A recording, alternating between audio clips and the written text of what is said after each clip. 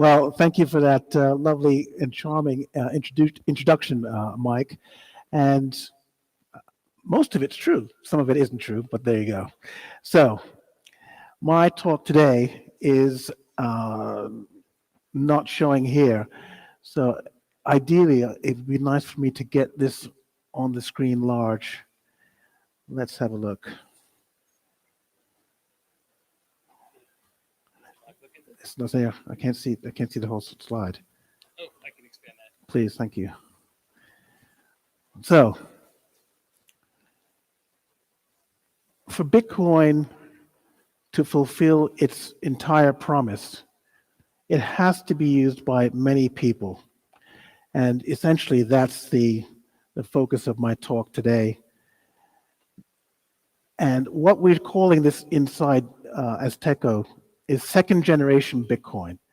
Now, the first generation of Bitcoin businesses and projects were basically about bootstrapping the whole system. And this is absolutely essential in most software projects. Like, for example, the Linux kernel started off by one man in his bedroom writing his own Linux kernel. And then the whole Linux ecosystem is built on top of that, and it's taken over the entire world. So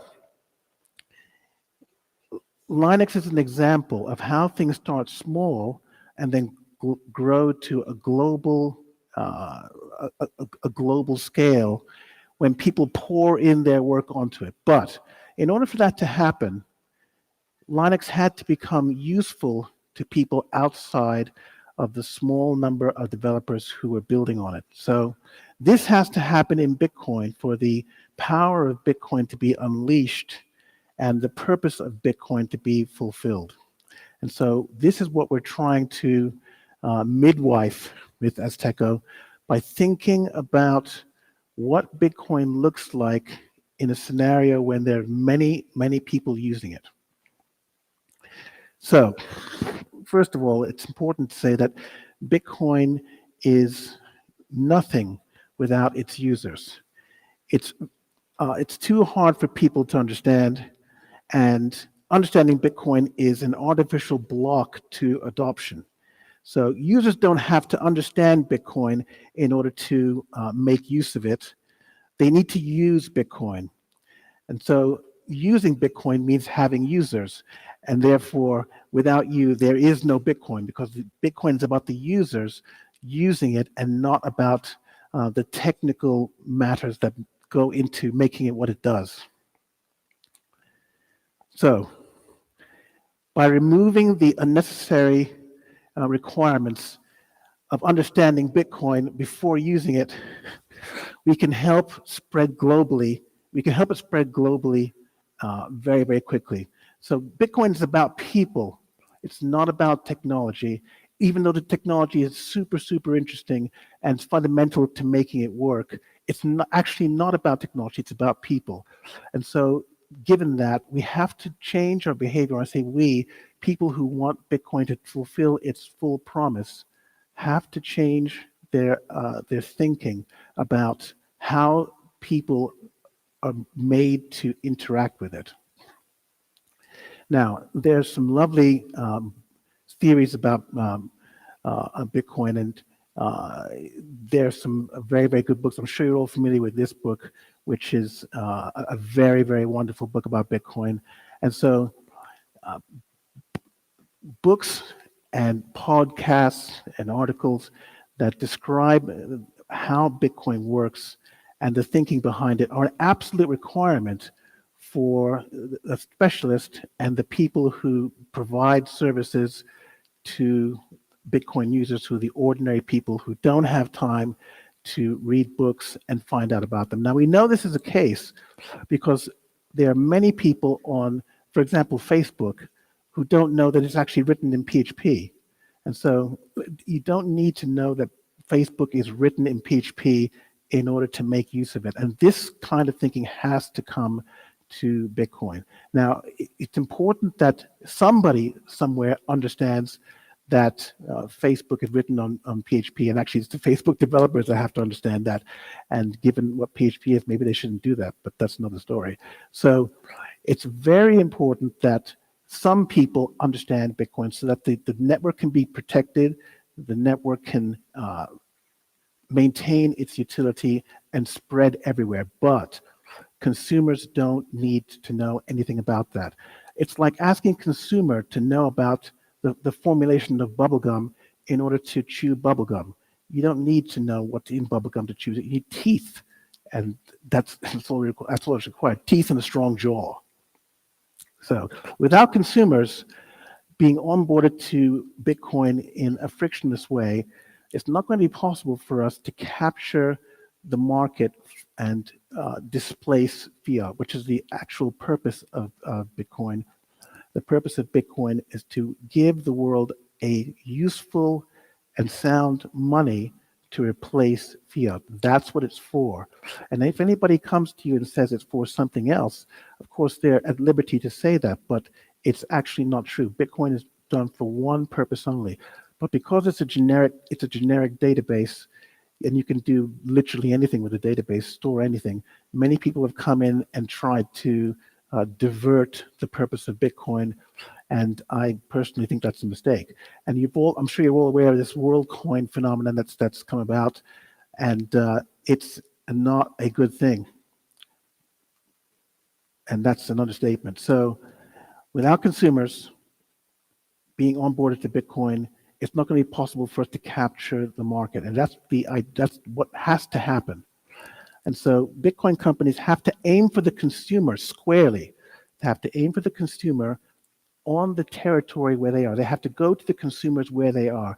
You can't ask people to come to where the Bitcoiners are or where the enthusiasts are, because they're not going to do that. There is no WhatsApp community, for example, and that preceded the mass adoption of WhatsApp. And the same commercial forces and incentives will work with Bitcoin if people start thinking about it correctly and contextualizing it inside of this market opportunity to serve people with Bitcoin in its primary function as a replacement for fiat.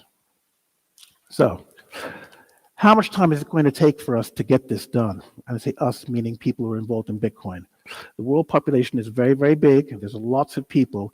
And the way that WorldCoin is working, it's going to take them 105 years to onboard everybody.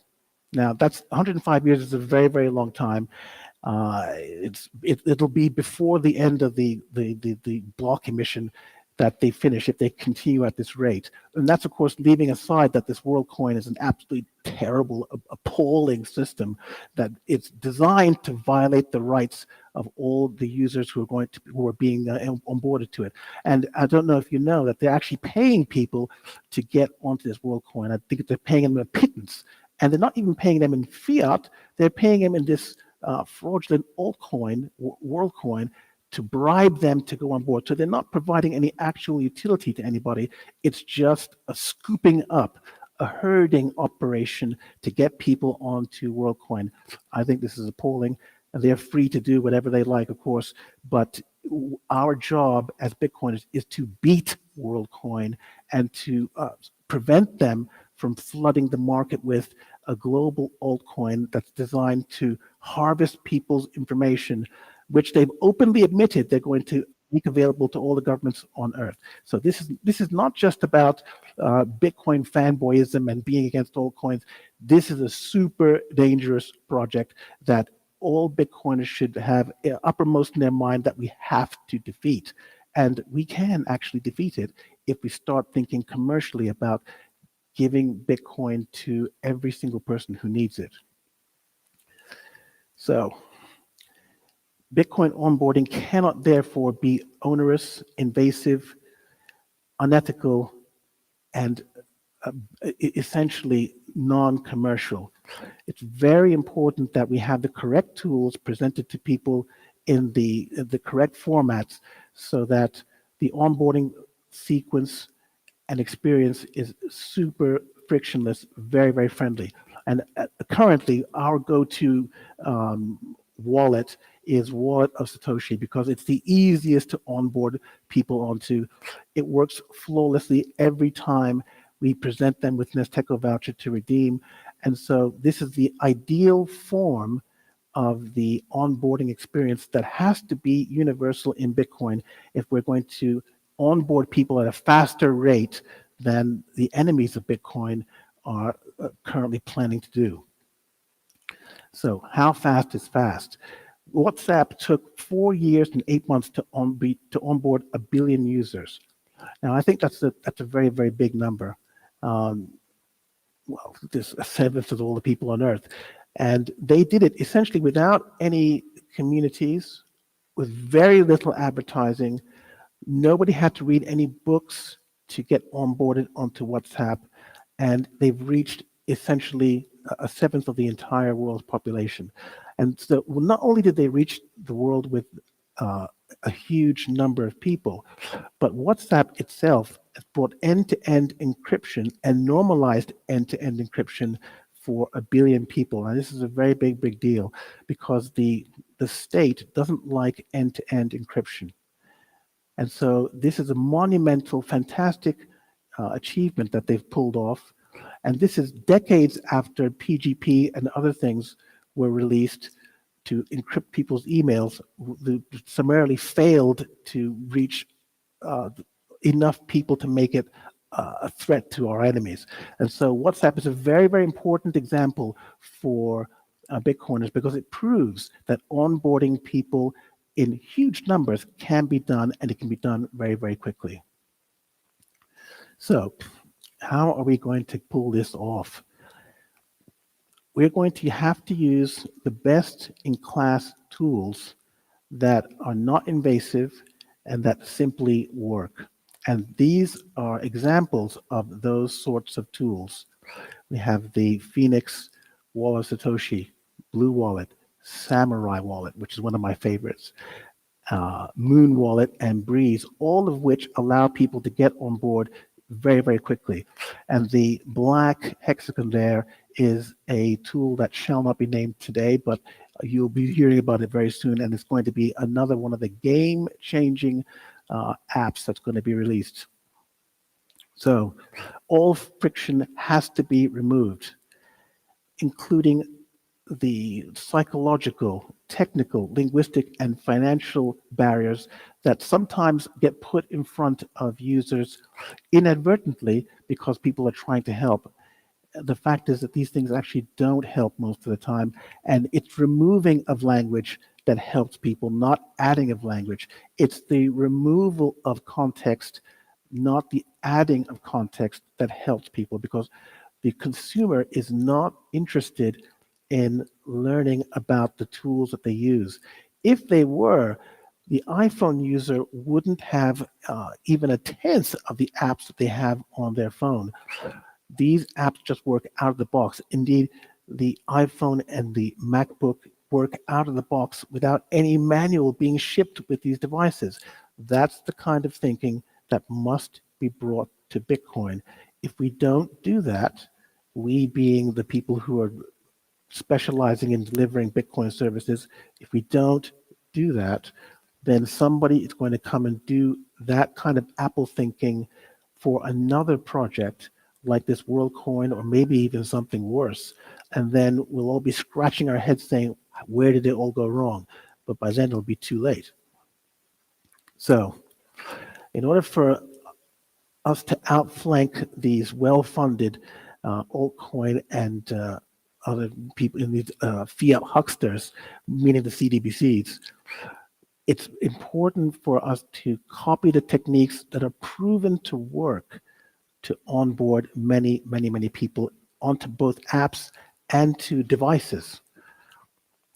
And that's why a global campaign designed to reach the ordinary consumer, appealing to his needs only, delivered by a viral campaign or some kind of PR campaign, needs to be mounted by at least one company in order to make this happen. Now, WhatsApp managed to do this for themselves using the techniques that they use. And it's very, I asked people about whether or not they've seen a campaign advertising WhatsApp, and surprisingly few ever remember seeing it, but they have it on their phone. And so something else was being used to get people onto WhatsApp. And it's that kind of viral element that needs to be harnessed for Bitcoin. And that means the Bitcoin wallets and Bitcoin itself, the ability to get Bitcoin itself, which is, of course, what Azteco does. We make it super simple to get Bitcoin. Uh-oh, here we go again. It's a glitchy device. And it's glitching on my time, which is not appreciated. Okay. Okay, I'll try and press once, and press once, and press once again, and press once again. Okay. And this is an example. I put this slide in here to give an example of the counterintuitive marketing that companies have used. In this case, Apple, once again, they paid this gentleman, the blender man. I don't know if any of you remember this. This was from 2009, 2010. And this gentleman, who was the campaign manager for the blend tech company that makes blenders, put these different models of iPhone into a blender, which is famous for being able to blend anything. Now, it's a very odd idea. Why would somebody put an iPhone into a blender? First of all, it's very dangerous because it can explode because the battery has lithium in it. But why would it doesn't make any sense. Why would somebody do this? The reason is that there was a PR campaign behind the iPhone that Apple used and put this strange concoction together to promote the iPhone. Now, I don't know if it worked to drive sales, but I certainly remembered it. And so things like this have to be done with Bitcoin. Otherwise, we're going to fall behind to the people who do things like this.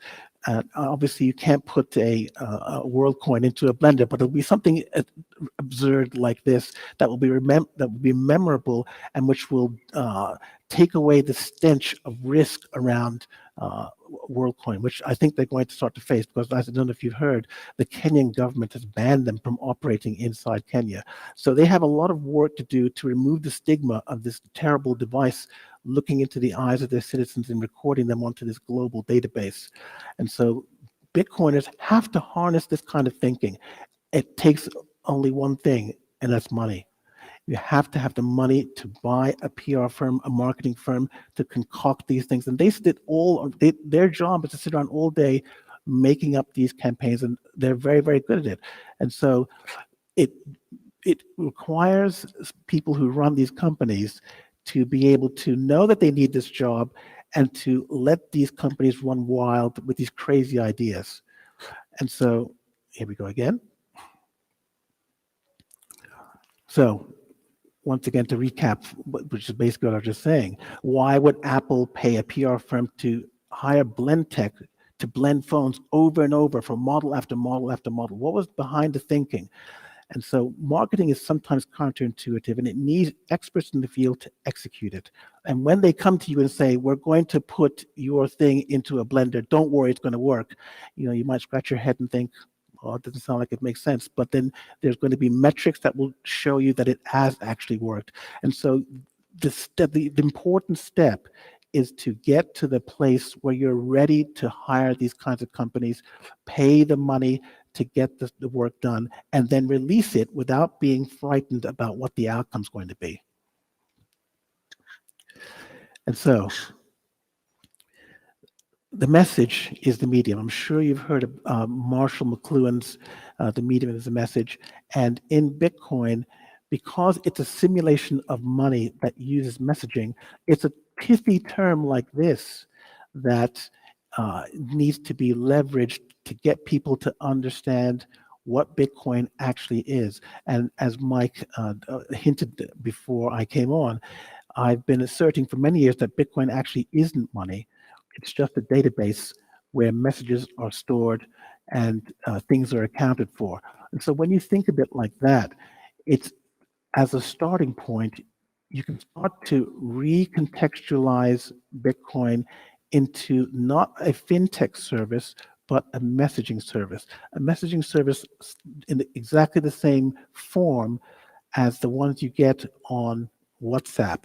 And knowing that WhatsApp has become super successful at spreading a messaging app across the world, if we take this as our starting point, just for an example, you're more likely to get a better result than we've had over the 11 years of the attempts of people to spread Bitcoin to the ordinary man and ordinary woman. So as far as I'm concerned, it hasn't worked, and we need to change the way we think about Bitcoin and how we contextualize it so that it can become more palatable to the man in the street.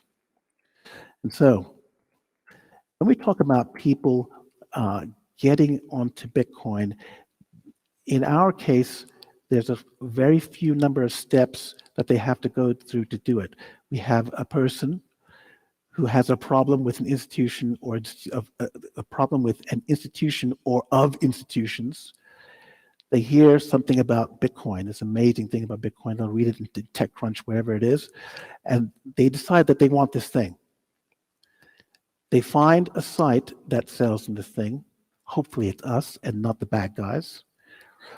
And then there is a point at which their path goes one of two directions, depending on how they've been introduced to Bitcoin, this idea of this new synthetic money that's on the market. And that is the point of danger. They can either go to the dark side of all of this business, which I'm sure you recognize what those companies are, which essentially is death. It's the death of their privacy, the death of their ability to use and be in contact with sound money, to be able to spend and do whatever they want with their money, or the person thrives.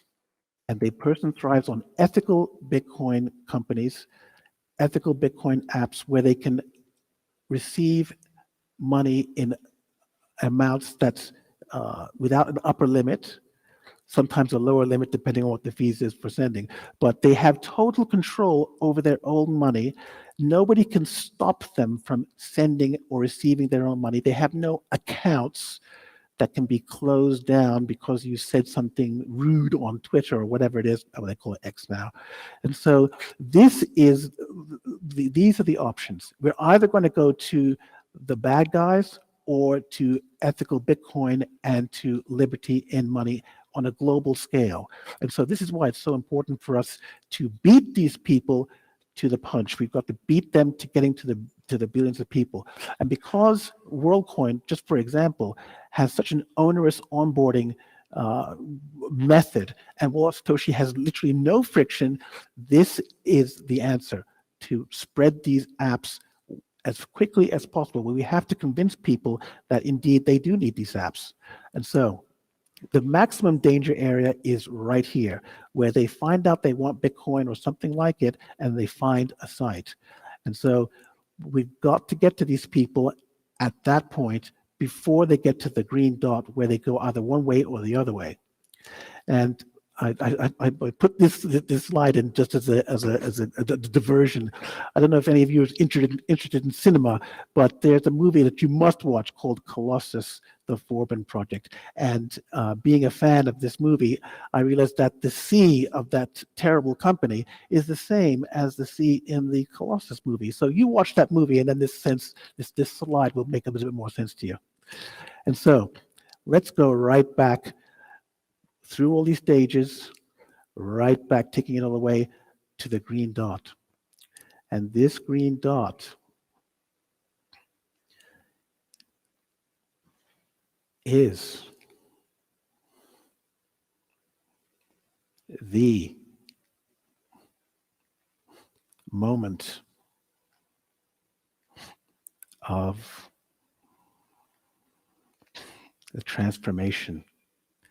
Now, I've been talking about this transformation for many years, where we're going to see the end of the fiat systems and a move to Bitcoin. So when we talk about Azteco and the services that are going to bring this, we have essentially three questions. What do we offer? We offer Bitcoin. How will it make our lives better? You will have Bitcoin. And what do you need to buy it? Fraudulent, fake fiat. Now, Mike Jarmus has a box out at his stall where you can put in a $5 note and get Bitcoin through Azteco with one of his little boxes. So that's what we're trying to do. That's what we need to do. And for this to happen, some things have to go away. And on September 4th, the old look and feel of Azteco is going to go away, and we're going to get to a new look and feel for Azteco, a consumerized look and feel for Azteco, and it's going to be the first in the new consumer Bitcoin category, the first brand in that category, and a total recontextualization of Bitcoin. We're going to completely reframe Bitcoin. It's a second generation buying experience with a radically new user experience presentation. Now, there's some other things that are going to come along with this, and these are absolutely essential through many, many years of research on this, and we think we've got it right. We think we've got the formula right to recontextualize and consumerize Bitcoin.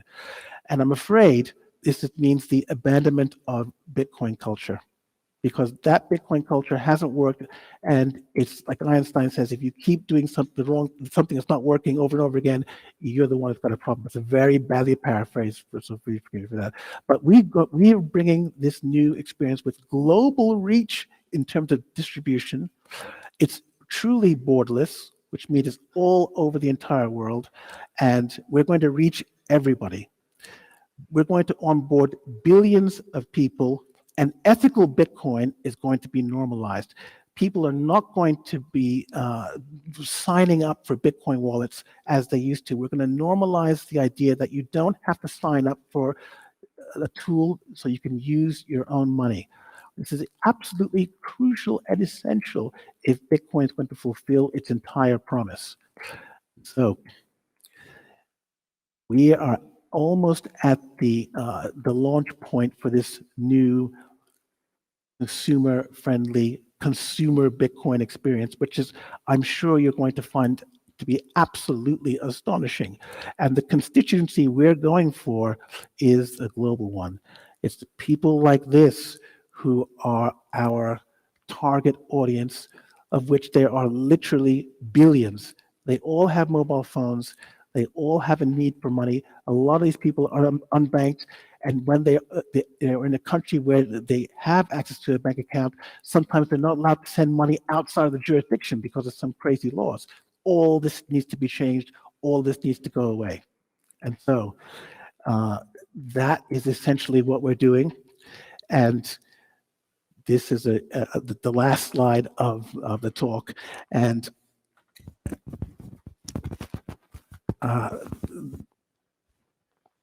this is a warning to everybody in this room. Don't play with stupid things. And that's my talk. Thank you very much.